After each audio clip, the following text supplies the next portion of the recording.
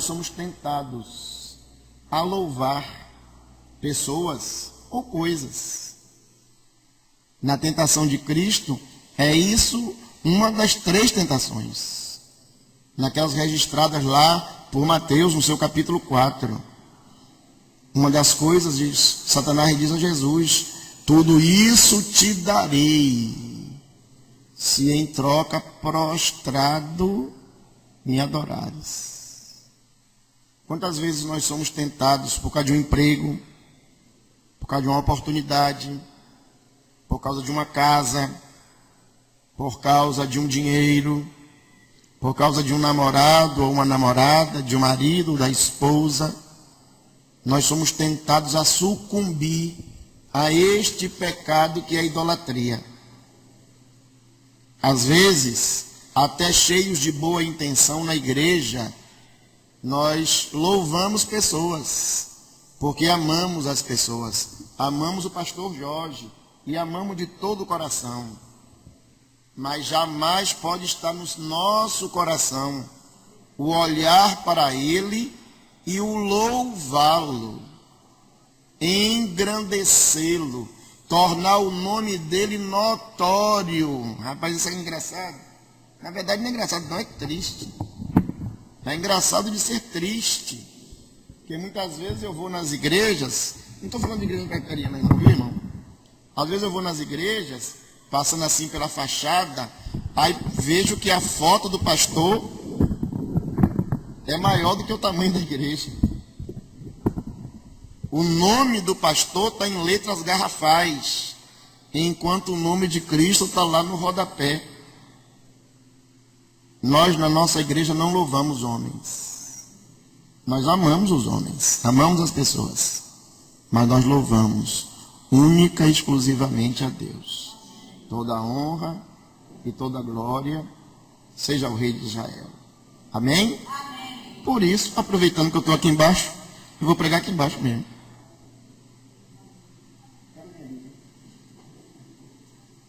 Abra a sua Bíblia no Evangelho de São Lucas, capítulo 3. Eu estou falando do capítulo 4, que é a tentação de Cristo, né? Mas vou pregar no capítulo 3, a pregação de João Batista. Hoje eu vim falar do São João. Você gosta de comida de São João? É você mesmo, rapaz? Gosta? De canjica? De milho? De amendoim? Você é baiano mesmo. É baiano mesmo. É Lucas capítulo 3, versículo 1 ao versículo 14. Você vai lendo, acompanhando comigo. De vez em quando eu vou pedir para que você leia. Aí você vai ler aí na sua Bíblia. No 15º ano do reinado de Tibério, César, sendo Pôncio Pilatos governador da Judéia, Herodes tetrarca da Galileia, seu irmão Filipe, tetrarca da região da Itureia e Tracônites, e Lisânias, tetrarca de Abilene, sendo sumo sacerdote Anás e Caifás, veio a palavra de Deus a João, filho de Zacarias, no deserto. Percorreu ele toda a circunvizinhança do Jordão, pregando o batismo de arrependimento para a remissão dos pecados, conforme está escrito no livro das palavras do profeta Isaías, daí até o versículo 6, todos juntos. Voz do que clama no deserto, preparai o caminho do Senhor, endireitai as suas veredas. Todo vale será aterrado, e nivelado todos os montes e outeiros. Os caminhos tortuosos serão e escabrosos aplanados, e toda a carne verá a salvação de Deus. Dizia ele, pois, às multidões que saíam para serem batizadas: raça de víboras, quem vos induziu a fugir da ira vindoura? Produzi, pois, frutos dignos de arrependimento, e não comeceis a dizer entre vós mesmos: temos por pai Abraão, porque eu vos afirmo que dessas pedras Deus pode suscitar filhos a Abraão. Versículo 9, todos juntos.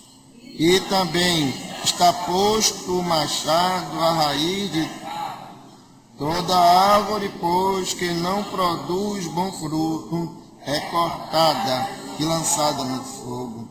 Então, as multidões o interrogavam, dizendo: que havemos, por de fazer? Respondeu-lhes: quem tiver 2 túnicas, reparta com quem não tem. Quem tiver comida, faça o mesmo. Foram também publicanos para serem batizados e perguntaram-lhe: mestre, que havemos de fazer? Respondeu-lhes: não cobreis mais do que o é estipulado. Também soldados lhe perguntaram: e nós, o que faremos? E ele lhes disse: a ninguém maltrateis, nem deis denúncia falsa. Contentai-vos com vosso soldo. Que Deus nos abençoe através da sua santa palavra. Essa semana, irmãos, para ser mais preciso, no próximo domingo, na virada do domingo para a segunda, no calendário católico, e o Brasil, apesar de ser um país laico, ele segue um calendário católico, será comemorado o dia do São João. Eu acho que essa festa ela é intrigante, porque ela é uma festa nordestina. Quem vem do Sul, quem vem de São Paulo, do Rio de Janeiro, de Minas, não sabe nem o que é isso. Porque lá nem se comenta, né? Lá passa batido. Mas no Nordeste, que o menino gosta de comer canjica, no Nordeste, São João é a festa, é o santo mais popular. É aquele que é mais comemorado. Tem cidade no Nordeste que tem 30 dias de São João. Campina Grande e Caruaru, 30 dias de São João, imagina. Você vê como é a coisa. E o crente? Eu não vou nem lhe perguntar. Já vou lhe responder logo. Crente não comemora São João. Cristo ficou com uma cara tão triste lá. Que os antepassados de Cristo são de Cruz das Almas. Em Cruz das Almas, São João é forte. Mas ela aprendeu desde pequeno que São João não é festa de crente. Ah, mas eu gosto tanto da canjica. Eu gosto tanto do amendoim. Eu gosto tanto do milho. Eu também gosto, viu? Mas é uma festa pagã, é uma festa católica. Trazida para o Brasil em 1808. Quando Dom João VI, a família real, veio para o Brasil, eles trouxeram essa comemoração que, como eu disse anteriormente, se deu bem aqui no Nordeste. Mas se é uma festa que nós não comemoramos e está presente na cultura do nosso povo, é uma oportunidade singular que nós temos para evangelizar. Então, dia de São João é dia de evangelizar. Diga amém. Amém. Vou dizer de novo. Dia de São João é dia de evangelizar. Amém. Porque, como as pessoas não conhecem São João, é o dia de você apresentar São João para elas. Se você abrir o Facebook aí e encontrar alguma foto minha na festa do São João, olhe direito que eu estou na escola, viu? Estou trabalhando na escola e a escola comemora e eu tenho que estar lá. Então ontem, por exemplo, eu estava na escola, a pessoa fazendo a festa, eu estava lá no meio da festa, porque eu sou professor. Mas você não vai me encontrar no Arraial da Capital, não vai me encontrar em Senhor do Bonfim, não vai me encontrar em Miguel Calmon, não vai me encontrar em lugar nenhum, porque crente não comemora São João. Mas nós estamos aqui diante de um texto, irmãos, que nos mostra quem é João. Eu vou chamá-lo de São João, viu? Eu sei que os crentes não gostam que eu chame de São João, mas eu vou chamar de São João. O texto aqui nos mostra quem é o São João. Quem é a sua pessoa? Qual é a sua missão? E mais ainda, qual é a sua mensagem? E as pessoas que comemoram São João, que dançam a quadrilha, que tomam o licor, que soltam os fogos, que brincam aquele negócio todo, elas desconhecem este personagem bíblico. Sabem apenas que ele batizava. Daí o apelido dele, o Batista, que nós achamos que é sobrenome, João Batista. João Batista significa João o que batiza. E nós desconhecemos essa figura, a não ser de que ele batiza. Vejam o versículo 4. Só o início.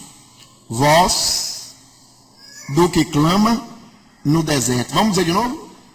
Voz do que clama no deserto. Primeira coisa, quem ele é? Ele é a voz do que clama no deserto. Entre o Velho Testamento, o Antigo Testamento e o Novo Testamento, houve um período que nós chamamos de período interbíblico. Mais ou menos durante 400 anos Deus não falou. Deus não falou no sentido de não levantar um profeta. Na verdade, Deus continuava falando através da natureza e através da sua palavra que estava registrada. Ele já tinha o Antigo Testamento. Então Deus continuava falando, mas Deus não levantara nenhum novo profeta. João, então, é esse que vai dar abertura à mensagem do Novo Testamento. Ele é o preâmbulo, ele é o prelúdio, ele é o início para que dê entrada àquele que está vindo, aquele que ele chama de reino de Deus, quando ele diz arrependei-vos, porque o reino de Deus está próximo. Arrependei-vos, porque é chegado o reino de Deus, ou seja, o rei está vindo aí. Na língua portuguesa, eu poderia dizer que João era o artigo. Quem conhece um pouquinho de língua portuguesa, sabe que o artigo vem sempre antes do substantivo. O substantivo é o rei, e o artigo é o arauto do rei. É ele quem chama e avisa, o rei está vindo aí. O rei está vindo. Se prepare que ele está vindo. E João sabe dessa missão. Eu não sou o Salvador. Muitas vezes, irmã Marisa, os discípulos de João perguntaram, é você o Messias? Diga logo, é você o Messias? Ele disse, não, eu já disse tantas vezes, não sou eu o Messias, não. O Messias vai vir depois de mim. Eu não sou digno de soltar a sandália dele, de soltar as suas alparcas, de tirar a sua sandália. Eu sou um escravo tão indigno que não posso nem me humilhar para tirar as suas sandálias. Mas ele está vindo aí, e ele vos batizará com o Espírito Santo e com fogo. Aleluia! Ele está vindo. João é essa voz. É essa voz que clama no deserto. E eu fico intrigado com Deus, porque eu digo assim, Deus faz as coisas assim, que a gente não entende. Não seria melhor botar João em Jerusalém, que era a capital? Não seria melhor botar João em Samaria, que era uma das cidades importantes? Não era melhor colocar João numa plateia, num auditório, num estúdio, num templo, num lugar que as pessoas tivessem prazer de estar ali para ouvi-lo? Deus diz, não, ele vai clamar no deserto, onde ninguém quer escutar, onde ninguém para, onde ninguém fica. Mas Jesus, ao dar testemunho sobre João, diz assim, quando vocês procuraram João, vocês procuraram quem? Um homem bonito, bem vestido? Aquele que frequentava os palácios? Não. Vocês foram procurar um homem sinistro, feio, que se vestia com pele de camelo, que não cortava o cabelo, que comia somente gafanhoto e mel silvestre. Mas este homem, eu vos afirmo, não há nenhum nascido de mulher semelhante a ele. Aleluia! A sua aparência era humilde. A sua aparência era muito tosca. Porém, a sua mensagem era espírito e vida, porque a palavra de Deus é espírito e vida. Oh, meu irmão, clame, Mas não é clame aí agora no sentido de orar, não. É clame no sentido de falar. Hoje é o ano aceitável do Senhor. Aleluia. Clame. Fale. Fale quando? Hoje. Fale quando? Amanhã. Fale quando? Semana que vem. Fale quando? Quando há tempo e há fora de tempo. Clame, seja a voz que clame onde ninguém quer clamar. Seja a voz que fale, que anuncie onde ninguém quer ouvir. Porque a Bíblia diz: ouvi e a vossa alma viverá.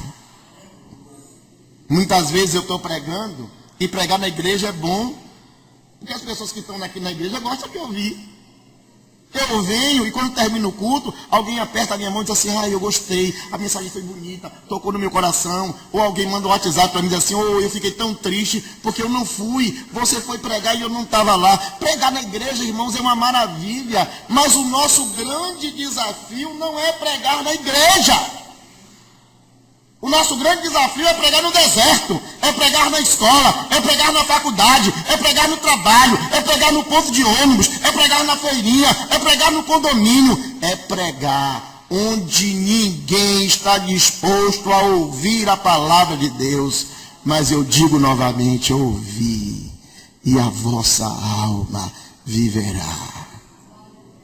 Alguém vai ouvir. Alguém vai ouvir e vai vir para essa igreja. Alguém vai ouvir e vai para uma outra igreja perto da nossa. Alguém vai ouvir e vai para uma igreja e você nunca vai descobrir que o indivíduo se converteu, que o indivíduo se decidiu. Mas a palavra de Deus foi lançada, a semente foi plantada e a Bíblia diz que ela produzirá frutos para a vida eterna. Aleluia.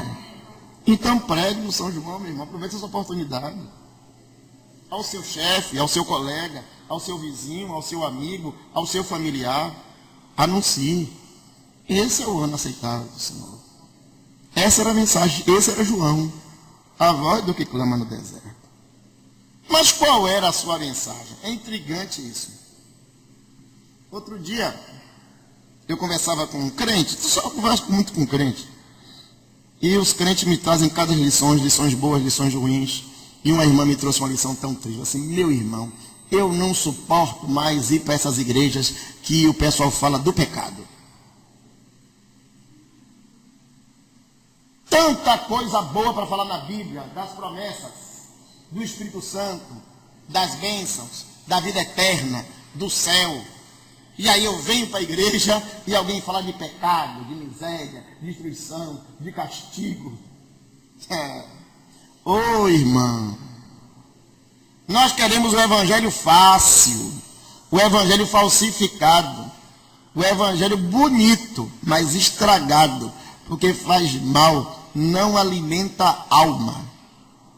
O apóstolo Paulo, escrevendo aos Gálatas, ele estava debatendo sobre a lei, porque Gálatas era uma igreja cheia de judaizantes. Eram judeus que se converteram, ou alguém que se converteu e achava o judaísmo bonito e queria que todo mundo fosse judeu. Então eles eram chamados de judaizantes. Eles chegavam a uma conclusão legal: se o indivíduo é ímpio, é gentil, é dos outros povos e quer se tornar cristão, ele deve primeiro se tornar judeu, cumprir a lei judaica, os cerimoniais judaicos e depois se tornar cristão. Já viu isso em algum lugar? Arca da Aliança? Já viu isso em algum lugar? Shofar? Já viu isso em algum lugar? As festas judaicas, Purim, Pentecostes, Lua Nova. Já viu isso em algum lugar? Isso é judaizante, viu? Era igual aos Gálatas. O apóstolo Paulo disse assim: irmãos, porque a lei nos serviu de aio. E sabe o que é o aio? O aio é um mestre, é um guia, é um condutor, né? A lei nos serviu de aio para nos conduzir a Cristo. Então a lei só serviu e só serve para nos apontar a Cristo. De que forma? Porque quando eu olho para a lei, eu descubro que eu sou um pecador, miserável, ordinário, indigno, infeliz. Se você chegou aqui na igreja com aquela conversa fiada, de que você é uma pessoa boa, de que você é um marido bom, que você é uma mulher boa, que você é um filho bom, vou lhe dar uma triste notícia. Você está muito enganado. Pobre, cego, nu. Foi a mensagem que Cristo pregou a Laodiceia, miserável. Tem gente que não gosta nem dessa palavra, né? Miserável. Você é um miserável, um ordinário, de última categoria. É por isso que João começa assim. Vejam comigo o versículo 7. Eu vou começar e vocês leem comigo. Gemima, eu me lembrei de seu avô, viu? Seu avô, Raul, gosta muito desse texto. Veja o versículo 7. Dizia ele, pois, as multidões que saíam para serem batizadas, todos juntos: raça de víboras, quem vos induziu a fugir da ira vindoura? Eu não sei quem foi que pregou lá em São Gonçalo, que trocou os assentos do lugar. E pregava assim: raça de víboras, quem vos ensinou a fugir da ira futura? Só trocou o assento do lugar. A mensagem é a mesma. Preste atenção. Quando eu penso na mensagem de João, eu estou pensando numa mensagem que me confronta com os meus pecados. Para me confrontar, João faz uma comparação que eu acho forte. Pastor Jorge fala palavra forte, ele vai ouvir mais forte aí agora. João diz assim: vocês são cobras venenosas. Cobras venenosas, víboras. E não é uma víbora só na igreja, não. É um bocado de víbora junto. É um covil. Não sei se é covil de cobra. Um covil de cobra. Quantas vezes as pessoas se cercam da religiosidade? Se cercam de que porque vêm para a igreja, porque dão os dízimos, porque participam das reuniões solenes. Se acham que por isso são filhos de Deus. Ô irmãos, nós precisamos ler direito Isaías capítulo 1. Quando Deus diz: eu estou farto das suas ofertas e dos seus holocaustos. Eu estou farto, estou saturado, estou zangado. Lá em Apocalipse, Jesus faz um paralelo a esse texto, quando diz assim: ó, estou a ponto de vomitar-te da minha boca. Eu estou com nojo de vocês. Não suporto mais, eu tenho náuseas. Por quê? Porque vocês vêm para a igreja, mas a vida de vocês não muda. A vida não muda, a vida não transforma. Era o mesmo pecado, o mesmo erro do ano passado, o mesmo erro de 2 anos atrás, o mesmo erro de 5 anos atrás. Vocês se acostumaram com o erro, com o pecado. Vocês me louvam com os seus lábios, mas o seu coração está distante de mim. Deus tenha misericórdia de mim e de você. Quando eu venho para a igreja, meu irmão, eu não devo vir para olhar quem é que está pecando, não. Nem pedir revelação do Espírito, não, me revele o Senhor qual é o pecado de Cristiane, para eu admoestar minha irmã. Eu devo pedir a Ele: passa a colírio dos meus olhos, para que eu veja, não o pecado dela. Eu preciso ver o meu. Eu preciso ver o meu, eu preciso ser confrontado. Toda vez que o pastor Jorge nos convida para participar da ceia do Senhor, ou da ceia memorial, como nossos irmãos batistas chamam, ele lê alguns textos, e um dos textos o apóstolo Paulo diz assim: examine-se o homem a si mesmo. Esse exame deve ser, irmão, diuturno, o dia todo, e todos os dias. Porque ao me examinar, ao me julgar, eu não deixo que o outro me julgue. Como eu falei aqui no domingo passado, crente não pode acumular multidão de pecados. Porque quando eu examino e descubro que eu cometi pecado, eu confesso o pecado e Jesus me perdoa. E a Bíblia diz: aquele que confessa e deixa, alcançará misericórdia. Raça de víboras. O que é que você tem cometido, meu irmão? O que é que você tem cometido, meu irmão? Quando você sair para pregar isso, antes de pregar isso, faça o seu exame e veja como você é imperfeito. E eu vou lhe dizer: se é imperfeito, sim, mas está aqui nessa noite quem é o perfeito, o justo e o justificador, aquele que é a propiciação pelos nossos pecados. Aleluia. Já parou para pensar nisso? É verdade que além dos religiosos, além daquele pessoal que foi criado na igreja, ou que está na igreja há muitos anos, nós recebemos na igreja alguns incautos, alguns novos, alguns neófitos, alguns inexperientes. E é possível que o inexperiente não saiba o que é certo e errado. Porque como ele viveu no erro a vida toda, o erro para ele passou a ser o certo. E aí ele vem para a igreja, está esperando o pessoal com a sanfona aqui, com as bandeirolas, com o balão, com a fogueira. E só, nessa igreja não tem esse negócio, não? Tem igreja até que tem, viu, pastor? Tem o forró santo, viu? Tem que essa mulher é santo, mas não tem o forró dos crentes. E a pessoa, então, ela não sabe o que é certo e errado. Nós vamos perceber nesse texto, então, que João passa, primeiro, a confrontar os pecados, nós já vimos isso. Segundo, ele passa a instruir. Instruir no sentido de discipular.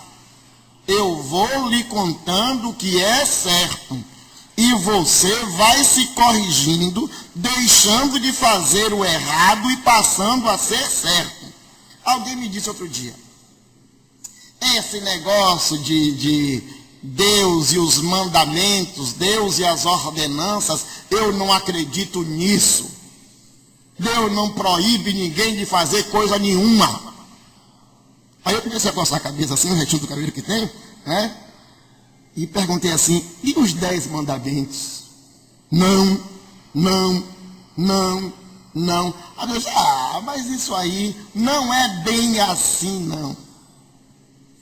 Se não é bem assim, então é um outro evangelho. Vejam comigo no texto, nós estamos lendo. Vocês vão acompanhar lendo aí, viu? Vou voltar para o versículo 9 depois, que é a conclusão da pregação. Versículo 10. Então as multidões lhe interrogavam, dizendo, todos juntos? Que havíamos por de fazer? Eu quero ser crente, eu quero me arrepender, eu quero me converter no sentido de mudar.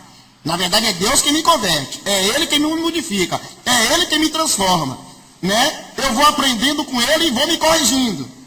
O que é que eu devo fazer? Versículo 11, toda a igreja. Respondeu-lhes, quem tiver duas...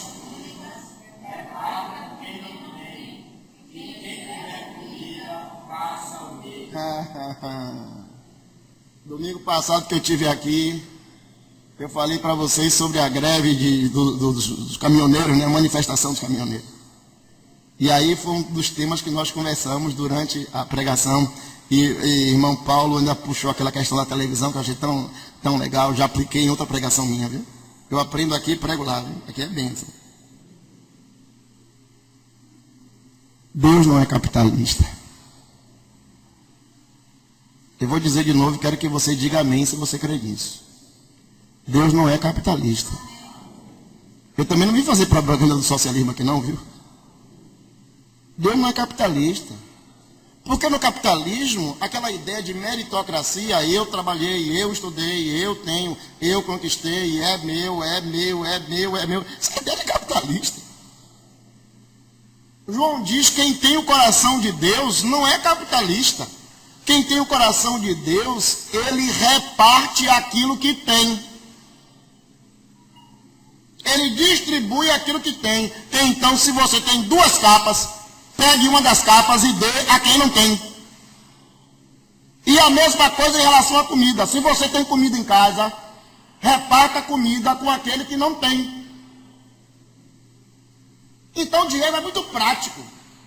Não tem um evangelho filosófico, não tem um evangelho metafísico, não tem um evangelho teórico. O evangelho é prático. É meter a mão no bolso e tirar a riqueza que você tem, tirar o egoísmo que você tem e repartir. Lembra de Zaqueu? Metade dos meus bens eu dou aos pobres, aleluia. No término daquela palavra toda, Jesus diz assim: hoje entrou salvação nessa casa, porque esse também é filho de Abraão. Aleluia! Mensagem semelhante foi pregada para o rico, ao jovem rico. E os irmãos lembram a história do jovem rico? Ele ficou triste, Gemima, porque ele tinha muitas riquezas. Qual era a diferença entre eles, Zaqueu? A diferença entre eles, Zaqueu, que a riqueza de Zaqueu não estava no coração de Zaqueu, mas a riqueza do jovem rico estava no seu coração, era o seu maior tesouro. Jesus diz: onde estiver o seu tesouro, ali também estará o seu coração. Tem gente que o coração é uma casa, um apartamento, um carro. E hoje na Boca do Rio diz assim: nem que seja um carro de cachorro quente. Mas é o meu carro, é o carro mais bonito, é o meu ganha-pão, é a minha riqueza, é a minha segurança. A Bíblia nos diz: uns confiam em carros, outros confiam em cavalos. Nós não, nós faremos menção ao nome do Senhor. Aleluia! Qual é a sua riqueza, meu irmão? Essa mensagem agora é aplicável aos nossos dias. Preste atenção, nós estamos no outono, chegando o inverno. Você está sentindo frio na sua casa. Só poucos aqui não estão sentindo frio. Alguém já foi na Narciso, comprou um cobertor novo, acolchoado, bonitinho, por causa do frio. Glória a Deus, porque você teve recurso para isso. Mas eu lhe pergunto: quantos são seus vizinhos, ou amigos, ou conhecidos, ou desconhecidos, que você passa na rua e precisa de um lençol? Não falei nem de um cobertor, falei de um lençol. E a minha ganância, o meu egoísmo me faz me trancar e dizer assim: não dou. As boas obras não salvam. Eu não vou lhe ensinar a fazer as boas obras para ser salvo, mas eu vou lhe dizer: as boas obras fazem parte daquele que é salvo por Cristo Jesus, porque esse foi transformado pela pregação da palavra. Então ele dá voluntariamente. Era a marca da igreja primitiva. Todos repartiam entre si. Aleluia! Ô, meu irmão, quantos pares de sapatos você tem em casa? Quantas calças jeans que você não usa mais, ou que você usa? Quantas camisas? Eu tenho um sobrinho que minha mãe outro dia foi investigar no guarda-roupa dele, tinha 34 camisas, 34 camisas. Veste uma só, ou duas. Tira uma, bota outra, tira uma, bota outra. E as outras ficam guardadas, não tem utilidade nenhuma. Aquela menina que casou era sequinha, tinha aquele vestido, aquela roupa. Não, eu vou preservar aqui, porque um dia, antes de Jesus voltar, eu vou voltar para aquele corpinho. Quantas vezes, irmãos? Fica parecendo brincadeira do pregador, mas quantas vezes isso não é verdade? Quantas vezes é um abraço que a pessoa precisa, um aconchego, um conselho, uma atenção. João está dizendo: quem tem, reparta, abra a sua mão. Vieram então os publicanos. A publicana é gente boa. Publicano é do PMDB e do PSDB.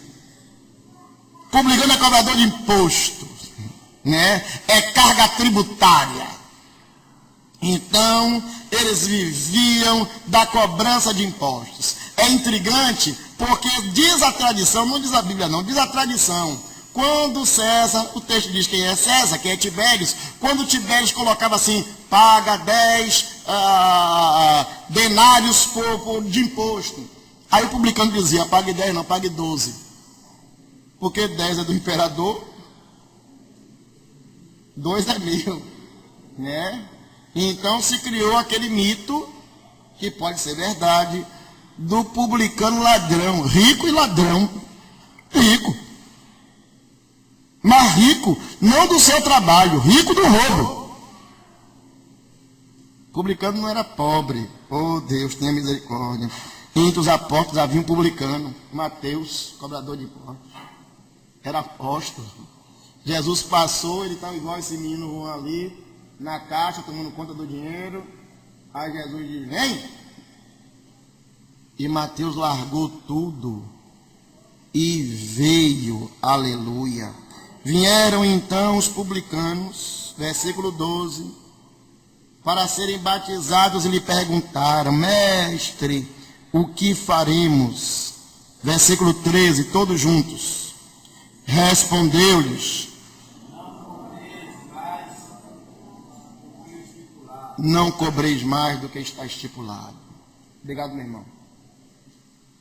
Quantas vezes, irmãos, na nossa ganância, nós reclamamos de um governo corrupto, e esse governo que está aí é corrupto, viu?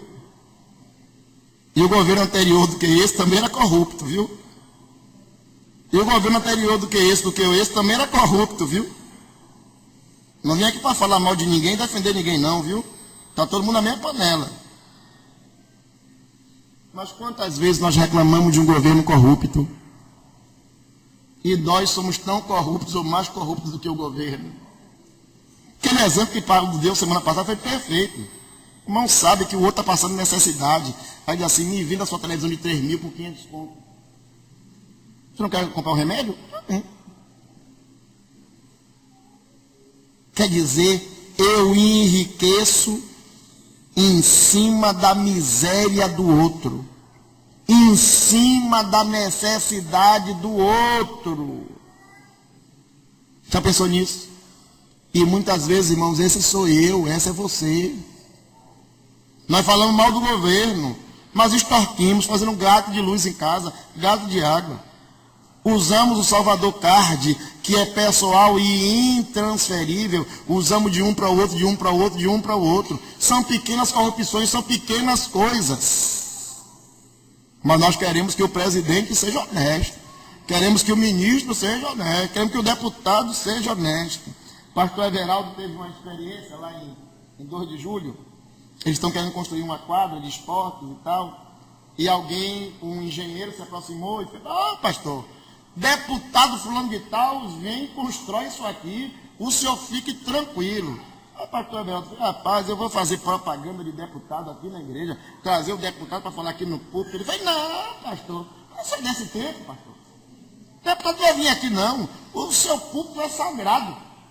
Glória a Deus, né? Glória a Jesus. Só vai ter uma coisa, a obra vai custar 200 e o senhor vai assinar a nota fiscal dizendo que foi 400.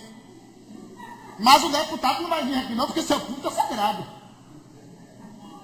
O púlpito é sagrado, o altar é sagrado, a igreja é sagrada. Mas o crente que declara que recebeu 400, tendo recebido somente 200 e desviando 200 nesse estado de corrupção, o púlpito pode ser sagrado, mas ele é profano. E lógico, nosso irmão pastor Everaldo, como homem de Deus, botando dinheiro para correr lá. Ou a você e seu deputado, para outro lugar, para aqui não. Mas irmãos, o que é que nós temos cobrado a mais? É a mensagem de São João. Versículo 14. Também vieram soldados. E raça ruim é soldado. Tenha misericórdia, Jesus. É tão ruim que no dia que eles somem você fica desesperado. Já viu isso? Você fala mal do policial o tempo todo. No dia que tem greve da polícia você fica desesperado. Eu não entendo esse negócio. Se é ruim, não fazia falta, né? Tira o soldado todo. Mas o texto está falando, irmão, que o soldado ele tem uma coisa, ele é um ser ordinário, porque ele está investido de autoridade. A pior coisa é quando alguém tem autoridade. E eu vou ser assim bem forte agora no que eu vou falar, viu? Você vai se ofender, eu quero que você se ofenda mesmo. A pior coisa é quando você dá autoridade a um preto. E eu fui preconceituoso. Sabe por quê? Porque a raça negra no Brasil foi sempre oprimida. castigada, humilhada. E aí você sonha, no dia que você libertar, ele vai respeitar as pessoas, porque ele sabe o peso do chicote. Ele faz exatamente o contrário. Tudo que eu apanhei, agora alguém vai apanhar também. Paulo Freire chama isso de pedagogia do oprimido e pedagogia do opressor. Todos que foram oprimidos um dia se tornam opressores. Vocês viram essa semana o caso do segurança do shopping. Pobre, Cris, um pobre feito eu, peão feito eu, Cris. Peão que trabalha 6, 8 horas por dia em pé, Cris. Peão feito eu. Preto, Cris, da periferia, como eu. Cris, eu moro lá no centro, viu, Cris? Mas preto como eu, da periferia, igualzinho. No dia que ele está munido de autoridade, ele oprime. Essa criança não pode comer aqui. Aí alguém filma, alguém fotografa, e aí nós ficamos assim, que absurdo. Mentira, não é absurdo não, porque nós agimos da mesma maneira. Ele é opressor porque nós queremos que ele seja opressor. Porque ele é opressor, porque o shopping foi quem o instruiu para ser opressor. Ele é opressor porque você, quando vai para a praça de alimentação do shopping e o menino pede comida, você fecha a cara e olha para a cara do segurança. Ele só refletiu aquilo que nós somos, aquilo que a nossa sociedade é. Nós somos bons para julgá-los, mas quando estamos lá, nós não queremos aquele menino pedindo comida ali, porque nós somos egoístas. Damos autoridade a ele. E aí ele oprime. E aí Jesus diz assim, Jesus não João, ou Jesus através de João. Também soldados lhe perguntaram, e nós, o que faremos? Ele lhes disse, a ninguém maltrateis. Oh, tem tanto crente que gosta de maltratar os outros. Se é espírita, a gente maltrata. Se é candomblessista, a gente maltrata. Se é católico, a gente maltrata. A gente pisa. A ninguém maltrateis. Não deis denúncia falsa. Contentai-vos com vosso soldo. Ô irmãos, essa mensagem é para mim. A mensagem do São João, Marisa, é para mim. Eu estou sendo confrontado com a palavra. Essa mensagem é para você, meu irmão. E se não é? Versículo 8 e 9. Vamos ler com todas as pontuações, todos juntos. Produzir, pois, frutos dignos de arrependimento, e não comeceis a dizer entre vós mesmos, temos por pai Abraão, porque eu vos afirmo que dessas pedras Deus pode estar. Versículo 9. E também está posto o machado à raiz das árvores. Toda árvore, pois, que não produz bom fruto, é cortada e lançada no fogo. Deus tenha misericórdia de nós. Alguns dizem, essa mensagem não é para mim. Não serviu para mim. Alguns dizem, falou de todo mundo, mas não falou de mim. A mensagem é para você, meu irmão, e para mim.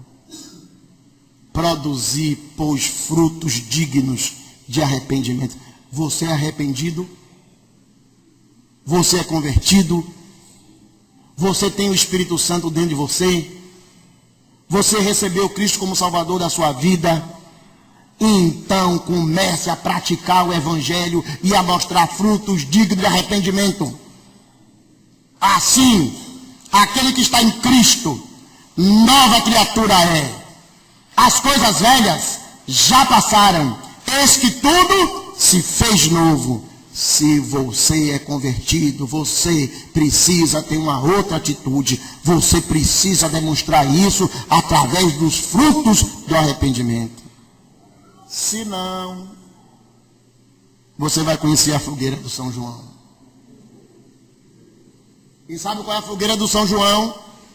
Deixa esse versículo para o último. Ao finalzinho da festa, a fogueira. João diz assim, ele tem a raiz, olha, ele tem um machado. Ele tem um machado. E o machado está no pé da planta. Olha o pé da planta. No pé da planta. Vai arrancar pelo toco. Ah, o machado está pronto aqui. Quem não produzir fruto de arrependimento será cortado e lançado no fogo. No Evangelho de Mateus, Mateus ainda faz um pleonasmo, diz assim, de fogo ardente. Sabe o que me parece, Leocádia? Que fogo no batismo de Jesus não é poder. Eu sempre entendi que era poder, mensagem pentecostal. Ele vai batizar com o Espírito Santo e fogo. Ele disse, fogo aqui é poder, é o poder pentecostal. Leia o texto todo, que no texto todo fogo é juízo.